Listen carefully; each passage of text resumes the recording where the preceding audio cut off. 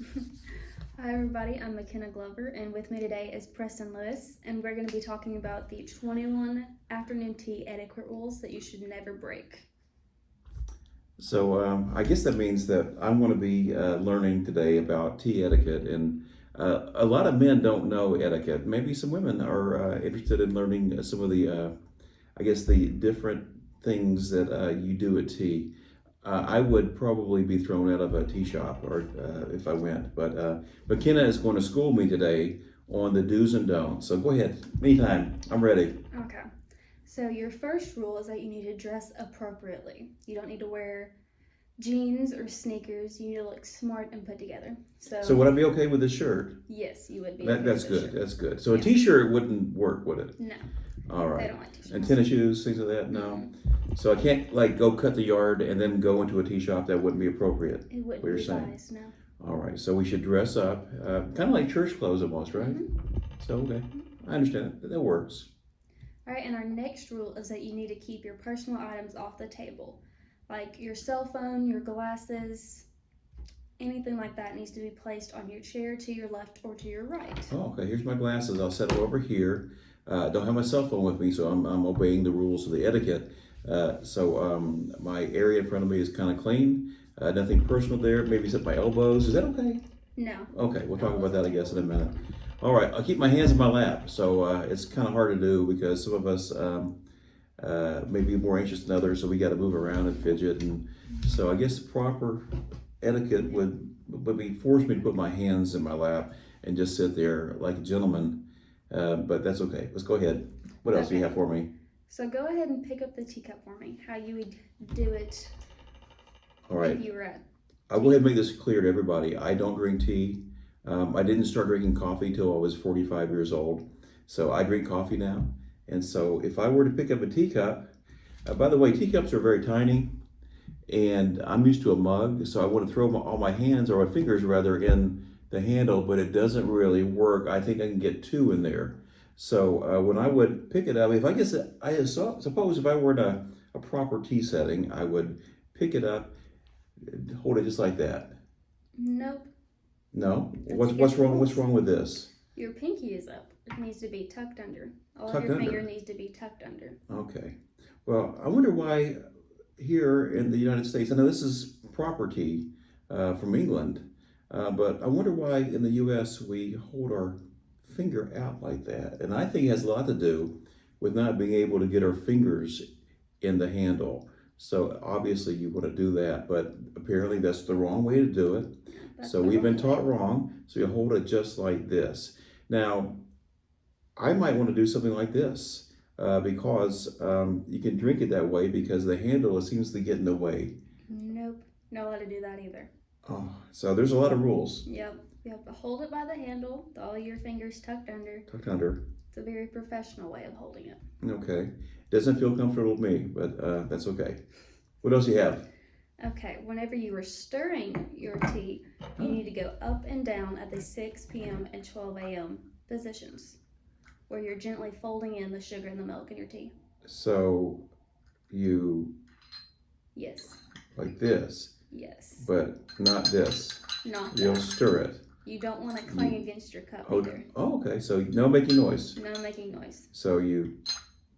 just like this? Yes. But not, or in a circle? No. I guess a circle you'll do this.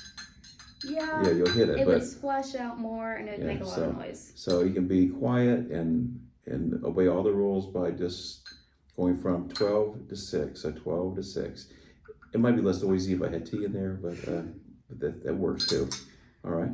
Okay. And the next rule for us is that you're not allowed to drink your tea while your teaspoon is still in there. So you can't take a sip of it like this.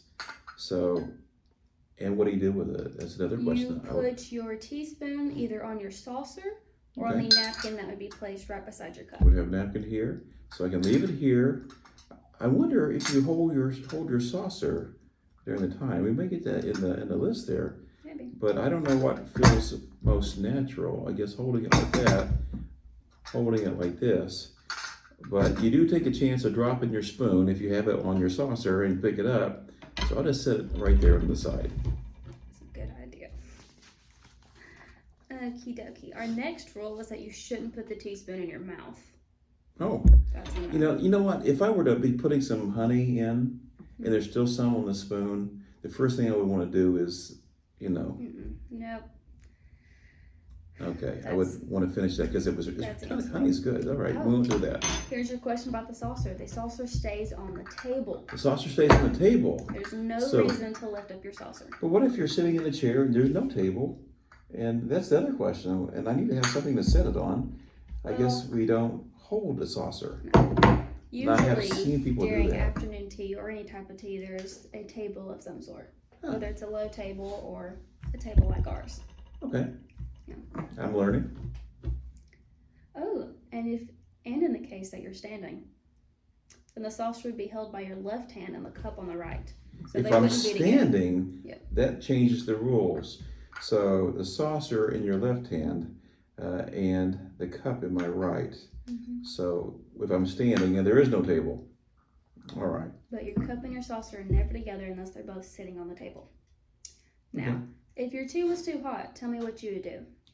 Well, there's probably a number of things I do. I would blow it and try to cool it off. Nope, you're not allowed to do that one. Why is that? It's just not proper. What are you, a savage? I'm not a savage, but maybe I am. Let the tea cool on the table if it's too hot for you. So let it cool. No blowing on your tea. Okay. Okay, say you're really thirsty and your tea's the perfect temperature. Would you take a big gulp or would you take small sips? I'm afraid to answer these questions, McKenna. Because I'm a guy, I would take a big gulp of it, but that's what I would normally do, but I think I'm learning slowly that I would take small sips. Yep, you take small sips because it's quieter and more polite. Right, so quiet is probably key there, isn't it? Yes. So all of our rules are based around being quiet and being polite. okay, that's the proper way to do it. Okay. And don't treat your tea like it's a mouthwash. Don't swish it around your mouth and try to clear things out. That is a very big no. Okay. I wasn't planning on that, but maybe in the future if I want to swish it around, I'll remember this conversation that you don't do that. No. Okay, so since the most popular tea for afternoon tea is black tea, you'll see milk and sugar on the table. Okay. But you should only use the milk and sugar for the black tea. Never for green or oolong or white or herbal tea. All right. Only for your black tea. Now for you tea drinkers, that probably makes a lot more sense. For me, I just say, okay, I would not add, for me personally, milk or sugar to my tea unless it's sweet tea. So. That's fair. Okay, and you're always going to eat with your fingers. Okay. At tea. So if we had food, it would be like, I guess, grab it and you don't have to use tongs I would imagine you would have tongs or napkin. All right. But you eat with your fingers. Tea sandwiches, mini sweets, all of that fun stuff. I wish we had some now. Yeah, I do too. That would be really good. All right, and your tea sandwiches are always eaten first because the afternoon tea comes in courses. So first would be your tea sandwiches, and then your scones, and then finally your sweets. Now, I know what a scone is because they have those at coffee shops and tea shops and Starbucks and we even have them at the grocery store. But those are really good. I like blueberry or raspberry scones, and I know what that is. But I'm not 100% sure what a tea sandwich is. They're just like mini sandwiches. Okay. And you should eat your sandwich in 2 to 3 bites, not jam the whole sandwich in your mouth. Okay. Yeah, that's it. So even if you're really hungry. Yeah. All right, it's really 2 to 3 bites. So this one must be really small sandwiches then. Yes. Okay. Okay, to eat your scone, you're wanting to break off small pieces of it. Oh, really? Mm-hmm. So you break a small piece and then eat it that way. Yes. Instead of just holding the whole one and. Yeah. Oh, okay. And you slather clotted cream or jam on it using a knife. So. Sounds good. I guess it's less dirty that way. You don't make so much of a mess. Yeah. And if you're getting hungry right now, I understand. I'm pretty hungry too, talking about food and sweets and sandwiches and yes. Well, it's about to get worse. Okay, so you should never dunk your scone into your tea. No, I have my grandparents back in the day. They would drink tea and coffee, and they would dunk everything in it. And I thought it was so funny as a kid. I never would drink coffee, of course, but I was I was entertained by watching them put everything in their coffee cup or their teacup. My grandmother, on my mother's side, she knew how to have high tea, and she would always have a teacup handy, and I would watch her drink it, and it was just a interesting thing for a small child to watch. Okay, so your used utensils do not go back on the table. Oh. So where do they go? Well, I think they don't go in your pocket, No. even if it's really nice. Yeah. If they're used, I have no idea. Where would you put them? You rest it on the right side of your plate. Oh, so if I had a plate for my food, Mm-hmm. it would go on the right side. Yes, it would. Okay. And another big rule, most important rule in my opinion, do not lick your fingers after you eat. So let's say I have a scone, Mm-hmm. and I'm slathering it with some cream cheese or whatever is out there, and I eat a bite of it, and it's all over my hands. I guess the proper thing to do would be to use my napkin to wipe it off. Use your napkin. Okay. And also with your That napkin. seems kind of wasteful. Wow. So. But you never wipe away messes with your napkin. You always dab them away. Okay. I don't know the difference, but I'll take your word for it. Wiping and I guess dabbing would be just like yeah. Okay. Dabbing away messes is a much more efficient way to do it. Okay. All right, and you place your utensils on the plate in the 420 position when tea service is over. The 420 position. Yep, there's a lot of cloth. So at 20 minutes after 4, is that what it means? So here's 4, and I guess I would rest it like that. And what does that mean? That means that you're done eating, and it allows the server to come and take away. They can come and take it away. Yeah. All right. And So if- don't do it by accident. If you're in a proper tea setting, don't lay your utensils on your plate at the 4:20 or 4 or 20 after position, because that is an indicator to the wait staff to come and take your plate away, even if you're not done. So be aware of that. Yep.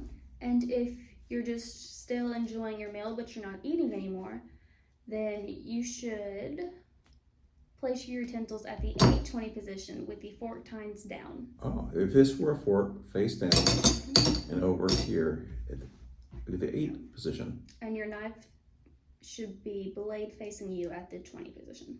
Okay. And the difference, because we don't have a fork and a knife currently with us, but if we did and Preston was ready to have his stuff taken away, then the fork would have the tines up and the blade of the knife would still be facing you. Now, I always did it differently when I go out to eat. When I'm done, I face everything down and push it away a little bit. That's my indicator to whoever's coming to get the plate. But I see that's not the right way to do it now. And high tea is very different. Yeah. Okay, and for our 21st rule, your napkins should be placed on the left side of your plate setting when you're getting up. Okay.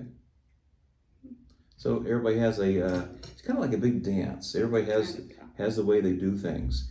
And I think maybe in a proper tea setting, if you saw someone come in and they weren't abiding by the rules, it may be their first time, maybe they've never looked up and read or been schooled by McKenna on proper tea etiquette.